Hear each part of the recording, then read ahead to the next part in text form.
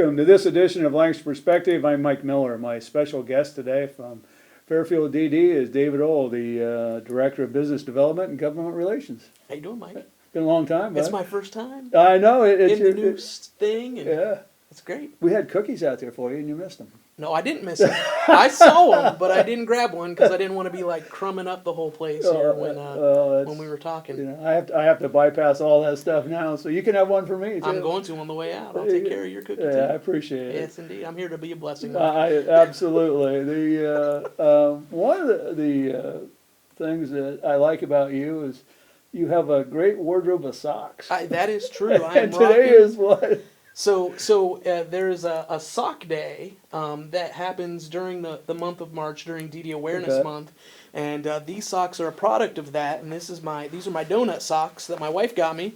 So it's Friday, and it's donut day at the office, right? And so there's my they're pink, and I would have liked a different, maybe like a blue or something, but the wife buys you something, you put it on and say thank you. So absolutely, there you are. Yeah, you got it. Look at that. Look at those. Yeah, those are nice. Some real nice socks. Those are nice. What about you? You don't have much of a sock game going on. No, not yet. I will, but I'll tell you what. I'll hook you up, man. With new ones. New ones, yeah, I hope. Ones, yeah. That would be great. Up. Super. A lot going on. I mean, it's summertime coming up, and there is a lot going on. Yeah, it's so typically when we've talked in the past, we've sort of been rolling into a big month. Maybe it's March DD Awareness Month, where we've talked about, the 40 some events that we do, and I think this year some 260,000 people we were able to reach around Central Ohio with our message, as well as of course the Celebration of Possibilities at the end of March, which is always just a huge event to help thank our community supporters. But then as we kind of get past that, we're to the summertime, and while things may be just sort of normal from an agency standpoint, Art and Clay Square 7 is exploding. And so we, as soon, we track these things, right? We track our sales. And every year we know what to expect. As we look back, as the day that students get out of school, our weekday sales explode. And we begin, believe it or not, to do during the week what we would only do on a Friday, Saturday, Sunday on the weekends. And so we start to spread the business across the whole week because kids are out of school. Sure. And we've seen that happen again this year. And so part of that is we have just seen unbelievable growth at Art and Clay Square 7. As an example, the first year that Art and Clay existed, we did X dollars, right? So this year, we did more than half that total amount the very first year we existed in December alone. In December alone, we are pushing thousands and thousands of ceramics out of Art and Clay every single month. Do you think now? Do you think people are interested in that now? I mean, you've been doing it a while, right. And people were. I think there are a multitude of reasons. One is, we kept that business downtown, an established business that had existed previously before we bought it, at a time where downtown wasn't really doing well, and now look what's happened. And look at the revitalization, and look at the explosion. So I think it's one, that we're an established business, probably heading into 20-some years. Two, downtown has revitalized in such a way that there's just unbelievable interest. And, we've really been able to build up a reputation of providing great service and a great product, a great experience. When my kids and I go in there, we're really focused on the family experience. And so I think there are a multitude of reasons why. Part of the reason why is because of our staff. It's unbelievable. And, when I started, it was a staff of 3. That's what it took to run the place. And now we're 12. And wow. at all times, 20% of our staff, Mike, is made up of people we support at Fairfield DD. Yeah. So right now, that'd be 3. We have 3 individuals who work with us there, and they're part of our staff, just like anyone else is. And the other thing that happens is we have an internship program that happens at Art and Clay, where we work with people who maybe haven't had a chance to find their place in the community, haven't found their job that they really like to have. Maybe they've never worked before. So they can come to Art and Clay Square 7 for a 10-week internship where they learn some habits and work-ready skills that are going to help them find that job that they want as they move forward. And every time, Mike, we have an intern in, 100% of the time, we know more about them when they leave than when they came. and that helps us understand who they are and what their goals may be and where they may want to work. Examples of that are someone comes in and spends a week or two with us as they get started, and they, look around like, man, this really stinks. I want to work outside. And so we can start then to help figure out what that looks like for that person.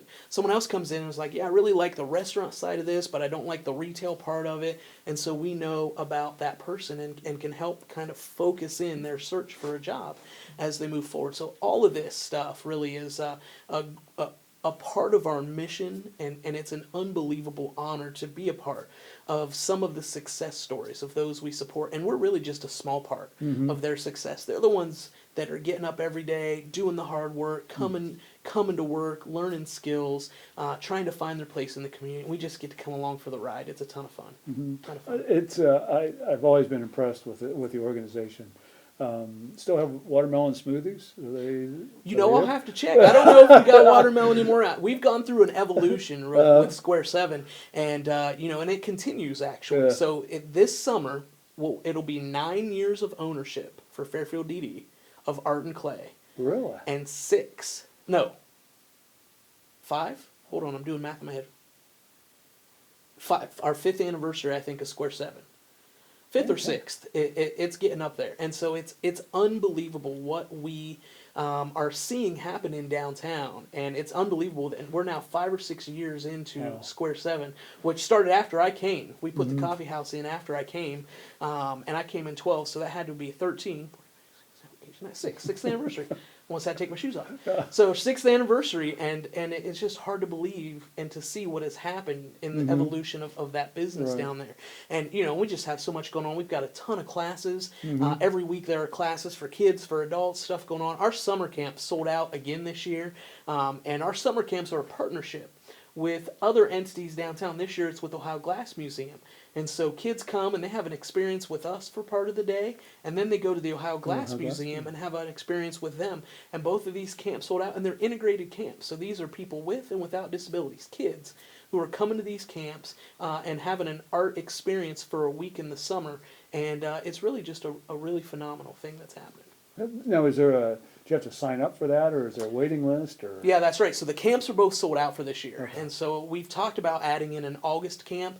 So, really, we'll be partnering with the festival again this year, offering some different things. Obviously, we'll be a part of Art Walk, where some 4,000 people walk through our building that night. We're a part of Major Arts for Minors, where we'll be doing a clay project. We facilitate the entire Italian street painting project. So all the sidewalk chalk that you see going on, that's out of Art and Clay. And so people can start registering. We've had calls already. People want their square, they want their chalk. They can begin to register for their squares on July 5th, the day after July 4th.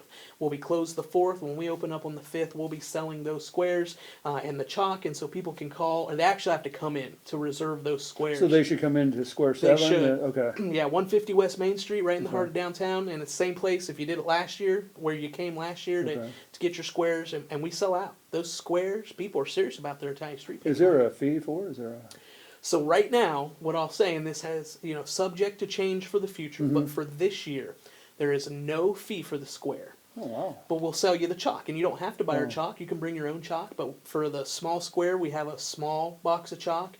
I don't remember how much it is, maybe $5 or $7. And then for the larger squares, you need a larger box, and I think maybe it's 8 or 11. I can't remember. But and so the amount of work, think about this. There's hundreds of squares down there that we have to map out, number. Now we have to register people for them, and not everyone buys our chalk. And so we invest these man hours, and there's not a lot of revenue on the other end. And so that's why we say it may be that in the future we decide to charge for the squares, but we never have before. The festival never had before. And so we're just letting it ride for this year because we want to partner with the community and with the festival and offer this. So all of that's happening out of Art and Clay. And I say all that to say it's difficult to do a camp in July because of all that. So we've talked about maybe offering a 1st of August camp, but then we get really close to school starting and people are beginning to transition back to school mode. And so right now both camps are sold out. But let me just say, if you're interested in some sort of experience that's guided like that, again, kids and adults, we have a ton of classes, all online. Registration's online. The classes are in person. So you can go online. You can register 1, 2, 3, 5 people. If you want to bring a group of people, you just Is there a number of the total that, I mean, we can only take 100 or, well, for classes, it's typically 10 to 15. okay, And so, and if if you go to artandclayonmain.com, artandclayonmain.com, go to our classes, you'll see on our website the entire list of classes. And then you can register for all classes right there online. You just pop your credit card info in, you say how many people are coming, and you can get your spot. And if you have a group of 4 people coming, but it only lets you register for 2, that Right. means there's only 2 spots left Only in two that spots class. left in the class. And those classes sell out regularly as well. We have live music still every Friday night. Last Friday night we did this rock and roll bingo thing down there that's really cool. And so it's just Kelly Vaughn's down there this week, and so we continue every Friday night to have music. And really work hard to be a part of the entertainment and nightlife, to be a part of the arts movement that's happening in Lancaster with our gallery and with our artist in residence program. Right. And then of course we're open to the public, so you can come in. You need no appointment. You can come right in. You can paint. You can grab a great coffee beverage. Obviously, right now smoothies, iced coffee, all those things are flying off the shelf. So it's really been a fun journey these last 6 or 7 years. Oh, absolutely. Do you get calls from other counties, say, hey, how do you do this? Regularly. In fact, what was the county? The Tuscaroras is coming down here Oh. in the next couple of weeks, and we've had multiple counties who come in and check it out. And they may decide to do a social enterprise like ours. They may just want to see how we're Right. doing things. And there are other counties that they don't have exactly what we have or do it the exact way we do it, but they may have some sort of enterprise where they're employing people or training people. But yeah, a lot of people come and check us out. We continue to be a statewide leader in supporting people with disabilities. Almost 1,300 people now across Fairfield County Wow. that we support. That's amazing. Yeah. Actually, and the DOD, the director is visiting? That's right. Yep. Director Davis is coming down this week, and it's really a testament to our superintendent John Picard. John, so let's put it into context. All right, the DD system as it exists today has only existed for about 52 years. John is in his 40th, Wow. maybe 45th year of being a Wow. part, and so he has been here a huge amount of this time, and he has developed relationships across the state, and he has a close relationship with the director. This again is an appointment to the cabinet by Governor Mike DeWine, so there was a transition, as there was in every cabinet position when the governor was elected, and we couldn't have been more thrilled with Director Davis as the appointment, and he and John have a good relationship. And Director Davis knows what it is we're trying to do here in Fairfield County. He knows of our reputation. So he's coming down this week to spend some time with us, to talk to our senior leadership team, to see what we've got going on, and to hear from us, too, about how we think things are going, and I think, what we might suggest as things continue to move forward. Go ahead. No, because it isn't the state budget that impacts you guys quite a bit. It sure does, yeah, and there are several things, and it's a ton of fun in my role to be able to do these things. So I'm working with state reps and our state senators, and OACB, which is our sort of statewide association that also helps lobby for us. And there are some amendments that were added to Governor DeWine's budget that the county board is not in support of. And so I actually got a call from our newly appointed State Senator Tim Schaefer, who said, hey, listen, this amendment's been added. What do you guys think? Well, that's not good news. That's not good news for the people we support, and it's not good news for the county board. And so we talk about those things and regularly engage with our local, state, and even federal elected officials because, we draw down Medicaid funds. So the federal budget impacts us. Things that get put into the state budget impact the Department of Developmental Disabilities, and that trickles down to us as well on the county level. And so we're actively involved, and especially now the budget's due to be passed by June 30.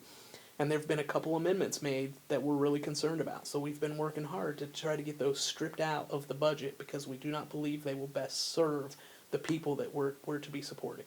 Budget-wise, percentage of dollars you get from the state?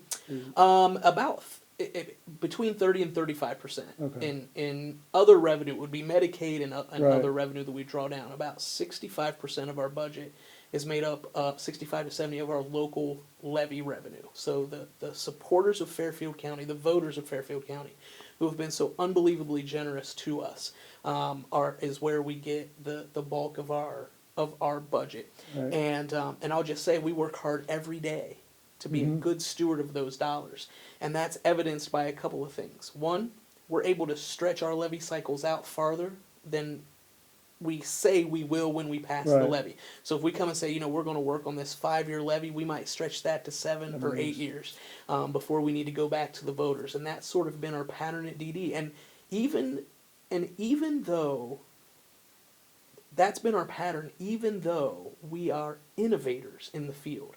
So we do things differently in Fairfield County than a lot of other counties do them. And we're innovative and cutting edge and always trying to make sure that we're doing all we can to support people to find their place in the community. And sometimes that costs money. But even given our innovation, we're still able to stretch those dollars and use them in a way that best supports and it best is invested for those we support. And so as we work to be good stewards, the community has realized that. And they've continued when we have needed funds to come along. And so we couldn't be more thankful to the voters of Fairfield County for their continued support. Absolutely. It's just amazing that you have that much support. I mean, you guys are you've done a great job. Is the state broken down, actually somebody asked me this question, like northeast, northwest, central, or are you all just DD? Yeah, every county has a board of DD. 88 counties, 88 boards of DD. And if you've been to one county board, you've been to one county board. Oh, okay. Everyone does it differently. Differently. Yeah, and I mean, there are obviously state laws and restrictions and things that we have to do when it comes to supporting. I mean, we're not making widgets, right? These are people. Right. These are people's lives. So there are obviously things in place, but how we, outside of those things, when it's not mandated, how we decide to support people is really a county by county initiative. That's when you talk with the state people, are they pretty open? I mean, you talked about these amendments, and are they, well, no, this is what we're going to do, we're okay. Well, the state people are not in favor of these amendments either. Oh, okay. In this particular case, the two that we've spoken out against, our state association is not in favor of them. I'm not convinced that DODD is in favor of them. Other large providers are in favor of them. They're just sometimes, anyone can go to their state senator, state rep. You and I could say, hey, Tim Schaefer, would you be willing to add this amendment to the budget? And some people will do that, and it gets added, and then you don't understand the big picture when maybe a parent group comes and asks you to do that, what the implication of that is across the system. And so that's how we can then get involved and help state senators and state representatives and the administration as a whole understand what the impact of that would be to us, and frankly, more importantly, to those we support. Challenges facing DD, other than these amendments, I mean, just locally and across the state? Yeah, locally and across the state, one of our largest challenges right now, and it's been a challenge for a little while, and unfortunately I foresee it to be a challenge well into the future, is a lack of direct support providers. So we don't provide service at DD. And you might want to explain that, because you did. We did, that's right. So several years ago, the Centers for Medicaid and Medicare Services came in, CMS, and said, you can't both coordinate service, which we do. We have case managers who work with people to help them understand how much they are eligible for, and then what services they might use, to help support them in the community. You can't coordinate, that's the coordination part, and provide the service. And so we used to have the Opportunity Center as an example, where our workshop where people would be throughout the day for an adult day service. We don't run that anymore. That was privatized. A private provider, a nonprofit organization came in and took that. And so we only coordinate now, and we do that because that's what the state mandates. We're mandated by state law to coordinate service for people with disabilities. So that's what we do. And so because of that, we have private providers. Think of Goodwill or functional training, or lots of people still confuse us with Fairfield Center for Disabilities and Cerebral Palsy. We're completely separate. They're private providers, and anyone can select any provider that they want in the community. And so what happens is that those private providers need to have employees, right, to provide the service and support. But the amount of money they're able to draw down from Medicaid because that's your revenue source. If you're Right. supporting a person, it's not enough to pay people and retain people and pay the living wage that Mm-hmm. you know that is needed. And so there is a dearth of direct service professionals here and across the state. And you know, when you can go to Wendy's or you can go to Amazon and make 12, 15, 18 bucks, and you're starting as a direct service professional working with a person Right. at $10 an hour, Yeah. that's a problem. So the state budget does include for some direct support providers, direct service providers, an increase in wage, but not for all types of direct service providers. And so this continues to be an issue, you know, and we're not immune to the issue that any employer is feeling, which is you can't find people, Right. you can't Yeah. keep people, Mm. people can't pass a drug test, you know, people won't come to work, and that's across the, you know, you talk to Rick Zabrak, you talk to Mike Pettit, workforce, Mm. Yeah. you know, workforce Yeah. development, and so that remains an issue as well, on top of, you know, what is a really challenging job and position when you talk about supporting a person and their, you know, their life and health and safety and well-being is sort of in your hands. And so that is a major issue. So in Fairfield County, we continue to work. We have a provider support sort of department group in our organization. Wouldn't necessarily call it that yet, but I think we're moving toward that.